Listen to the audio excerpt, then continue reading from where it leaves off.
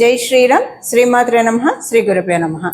2026 సంవత్సరం జూలై నెల 12వ తారీఖు నుంచి 2026 జూలై 18వ తారీఖు వరకు ఈ వారం యొక్క గోచారం గ్రహస్థితులు, అలాగే గోచార గ్రహస్థితులను అనుసరించి, గ్రహగమనాలను అనుసరించి ద్వాదశ రాశుల వాళ్ళకి, ద్వాదశ లగ్నాల వాళ్ళకి ఎలాంటి ఫలితాలు ఉంటాయి, ఇవన్నీ మనం చూద్దాము.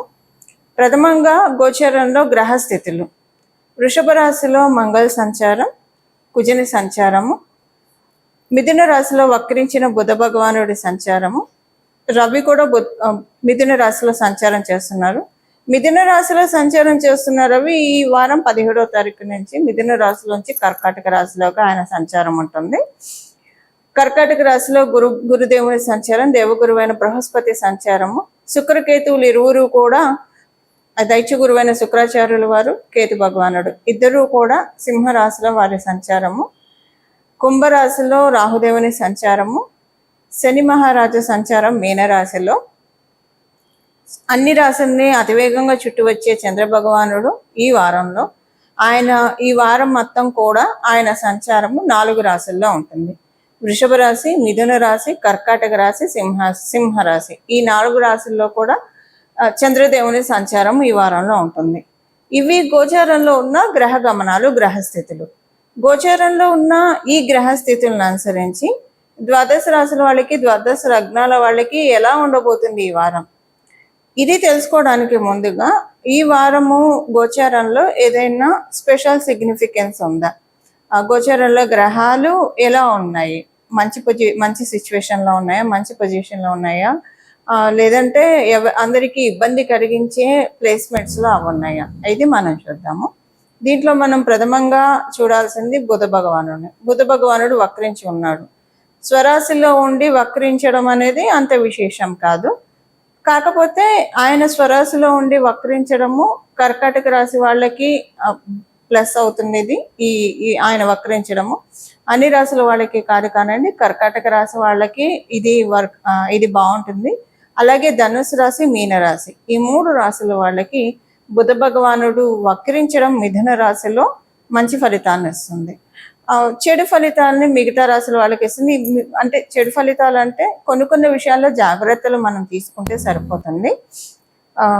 ప్రత్యేకించి అసలు బాగా యోగించింది అంటే ఆయన వక్రగతిలో ఉండడము. యోగించండి అంటే మిథున రాశి వాళ్ళకి, కన్యా రాశి వాళ్ళకి, వీళ్ళకి కొంచెం ఇబ్బందికరమైన ఇది ఉంటుంది. బట్ కర్కాటక రాశి వాళ్ళకి, ధనుసు రాశి వాళ్ళకి, మీన రాశి వాళ్ళకి బాగా ఉంటుంది. తటస్థంగా ఉండేదంటే వృషభ తుల రాశుల వాళ్ళకి ఇది పెద్ద గుడ్డు చేయదు, అలాగనే బ్యాడ్ కూడా చేయదు, కొంతలో కొంత మేలే చేస్తుందని చెప్పచ్చు. బాగా యోగించేది కర్కాటక, ధను, మీన రాశి వాళ్ళకి. సో మిగతా రాశుల వాళ్ళకి ఏ జాగ్రత్తలు తీసుకోవాలి, అసలు యోగిస్తే ఎలా యోగిస్తుంది, ఎప్పుడైనా ఏదైనా గ్రహం వక్రించి ఉంది అంటే అది నీచ స్థానంలో ఉన్నప్పుడు వక్రించి ఉంటే చాలా మంచిది. శత్రుక్షేత్రంలో ఉన్నప్పుడు కూడా వక్రించి ఉంటే మంచి ఫలితాలని చూస్తారు. ఇప్పుడు స్వక్షేత్రం అవ్వడం వల్ల ఈ వక్రం, ఇప్పుడు ఉన్న బుధ భగవానుడి యొక్క వక్రగతి పూర్తిగా అందరికీ మంచి ఫలితాలను ఇవ్వలేదు, అలాగని చెడు ఫలితాలను కూడా ఇవ్వట్లేదు. అసలు మొత్తం కూడా మనం ఒక్కొక్క రాశి వాళ్ళకి ఎలా ఉంటుందో విడివిడిగా మనం ఇప్పుడు చూద్దాం. ధనుసు రాశి, ధనుసు లగ్నంలో పుట్టిన వాళ్ళకి బుధ భగవానుడు, వక్రించిన బుధ భగవానుడు మీకు మేలే చేస్తున్నాడు కాబట్టి కమ్యూనికేషన్స్ విషయంలో మీకు చాలా బెటర్గా ఉంటుంది. అలాగే మీరు వివాహ ప్రయత్నాలు చేస్తుంటే చాలా బాగా ఉంటుంది. మీరు వివాహితులైతే మీ దంపతుల మధ్య అనుకూలతలు ఎక్కువగా ఉంటాయి. మీరు బిజినెస్ చేస్తుంటే బిజినెస్లో చాలా బాగా ఉంటుంది, మంచి పేరు సంపాదించుకుంటారు, బిజినెస్లో బాగా ఉంటుంది. మీకు మీ మీద అంటే ఇదివరకు ఒక గడిచిన 2 సంవత్సరాల్లో వేసుకుంటే చూస్తే కనుక మీరు అంటే కనిపించకుండా మిమ్మల్ని కొంతమంది వల్ల మీరు ఇబ్బంది పడ్డారు. మేబీ అది మీరు బాగా అసలు మీకు హోప్ అనిపించదు, వీళ్ళ వల్ల నాకు ఇలా జరుగుతుందా అని అనిపించదు. అలాంటి వాళ్ళ వల్ల అంటే అంత నమ్మకం ఉంటుంది, అంత అఫెక్షనేట్గా ఉంటారు. అది ఇంట్లో వాళ్ళు కావచ్చు, బయట వాళ్ళు కావచ్చు. వాళ్ళు రాంగ్ అని ఇప్పుడు ఈ వారం మీకు డెస్టినీ చూపిస్తుంది. అంటే మీ ఆలోచన వాళ్ళ పట్ల తప్పుగా ఆలోచించారు, వాళ్ళు మీ శ్రేయోభిలాషులు కాదు అని అనిపిస్తుంది మీకు. కొంచెం మీకు తెలియకుండానే మీ వెనక జరిగినవి అన్నీ ఈ వారం కళ్ళకు కట్టినట్టు కనిపిస్తుంది. అయితే మీరు బాధపడతారు మొదట, తర్వాత పౌలు భగవంతుడు మేలు చేశాడు, చాలా గుండె ధైర్యం ఎక్కువగా ఉంటుంది ఈ వారం. ఇంత జరిగిందా వీళ్ళ వల్ల నాకు అన్న బాధ ఎక్కువగా అనిపిస్తుంది. సో అంటే మీరు ఎవరినైతే శత్రువులుగా భావించారో వాళ్ళ వల్ల మీకు అసలు ఏం జరగలేదు. మీరు ఎవరినైతే బాగా ఎఫెక్షనేట్గా ఉన్నారో వాళ్ళ వల్ల అంతా జరుగుతూ ఉంది. ఇలాంటి ఒక ట్రాన్స్పరెన్సీ మీకు వక్రించిన బుధ భగవానుడు కలిగిస్తున్నాడు. చాలా హర్టింగ్గా అనిపిస్తుంది మీకు. కానీ విత్ టైం మీరు గుండె బాగా డిటవ్ చేసుకొని మీ పనులలో మీరు నిమగ్నం అవుతారు. అది ఒక్కోసారి బాగా ఆప్తులు అయిన వాళ్ళ నుంచి ఇలా జరిగింది అనిపిస్తే బాగా బాధ అనిపిస్తుంది కదా. అలాంటిది ఈ వారం మీరు ఫేస్ చేస్తారు అనే కంటే కూడా తెలుసుకుంటారు.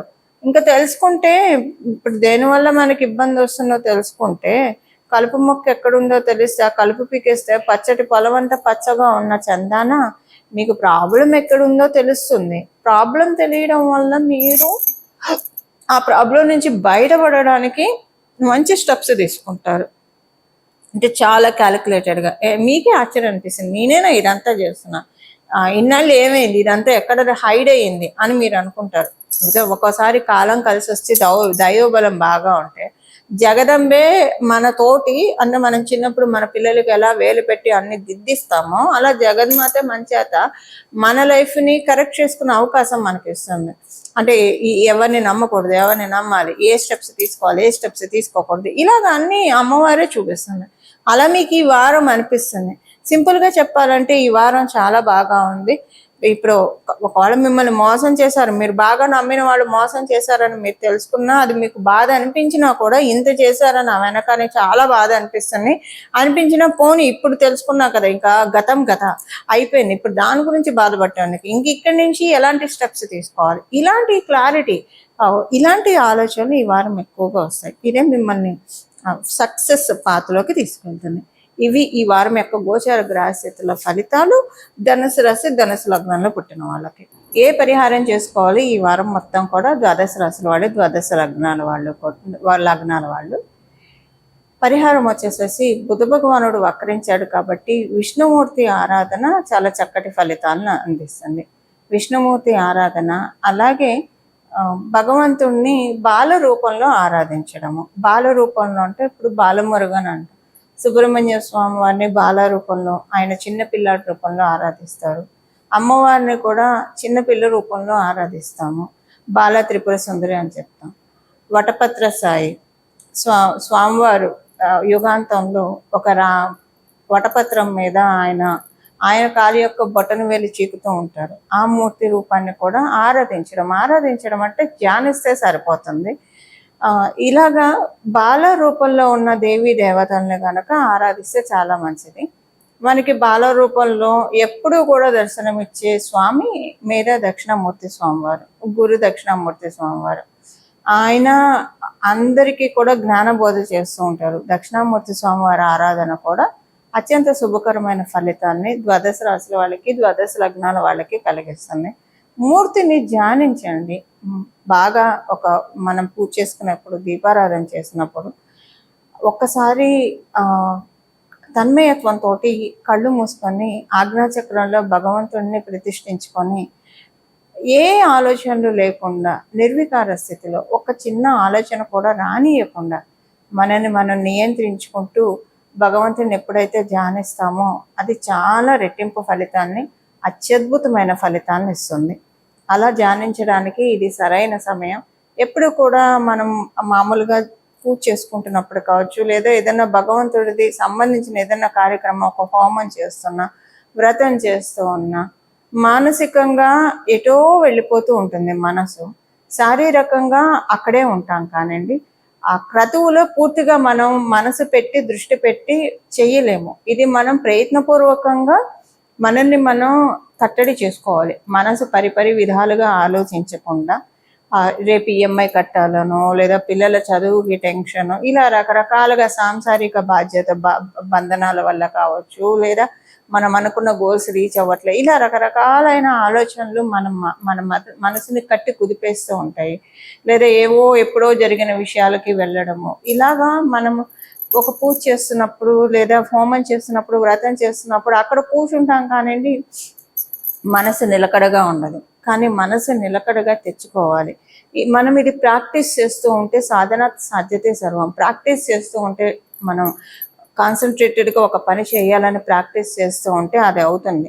మీరు చూడండి, ఒక 21 రోజులు ఏదైనా ఆలోచిస్తుంటే లేదు ఈ పని మీదే నేను కాన్సన్ట్రేట్ చేయాలి అని అనుకుంటే కనుక ఫస్ట్లో అది కొంచెం ఇబ్బందిగానే ఉంటుంది, మనసు వెళ్ళిపోతూ ఉంటుంది, మనం పని యాంత్రికంగా చేసుకుంటూ ఉంటాం.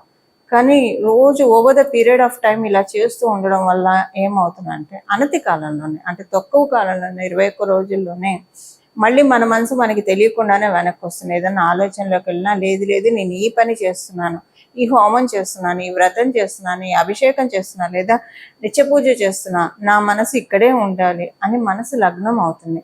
మనసు లగ్నం అవ్వడమే అన్ని సుఖాలకి మూల కారణం. మనం ఏది చేసినా సరే మనసు పెట్టి చేస్తే కనుక ఆ పని సక్సెస్ అవ్వదు అవుతుంది అనడంలో ఎలాంటి సందేహం లేదు. అవ్వదు అన్న మాట ఎప్పటికీ మనం వినము.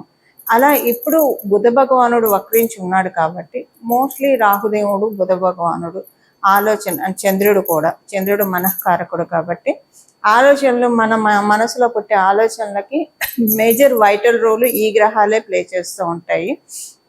ఒకవేళ బాగుంటే మంచి సచ్చింతన కూడా మంచిది. చింతన అంటే ఆలోచించడమే కదా, సచ్చింతన అయితే మంచిది ఎప్పుడు కూడా. కానీ అలా కాకుండా లౌకిక చింతన లేదంటే ఇంకేదైనా చింతన వస్తే అక్కడే మనకి ఇబ్బందులు వస్తూ ఉంటాయి. అలా రాకుండా బుధ భగవానుడు వక్రించి ఉన్నాడు కాబట్టి మనసు లగ్నం చేసి మనం ఏ పనైనా చేయడానికి గోచారంలో ఈ వక్రించిన బుధ భగవానుడు అందరికీ కూడా ఈ పాయింట్ ప్రతి ఒక్కరికి వర్తిస్తుంది.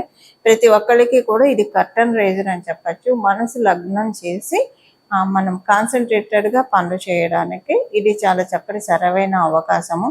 ముందు భగవంతుడిని ధ్యానించడం ప్రతిరోజు కూడా ఒక 10 నిమిషాలు మీరు సుఖాసనంలో కూర్చొని భగవంతుడిని మనసు లగ్నం చేసి ధ్యానించండి.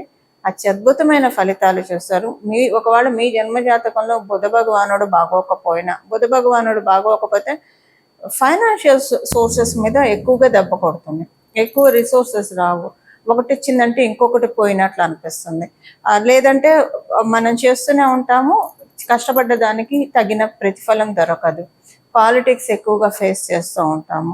ఇలా మన ప్రతిభకి తగ్గ గుర్తింపు లేకుండా ఇబ్బంది పడతాం. ఇలా పలు రకాలుగా ఉంటుంది.